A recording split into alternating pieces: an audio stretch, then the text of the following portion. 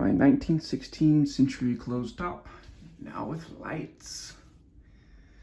It had a little bit of work done. Let's start it off on low, or the closest thing to low this thing's gonna have.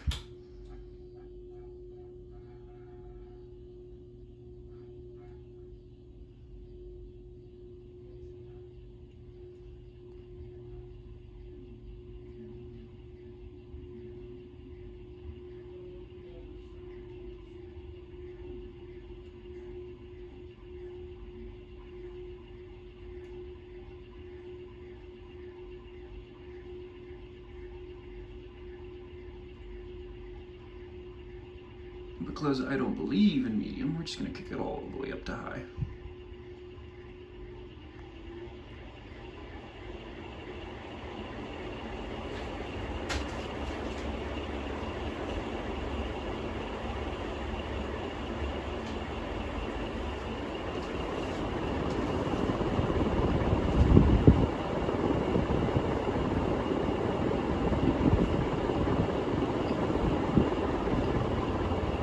Tighten up some of the glass. There's a lot of glass noise.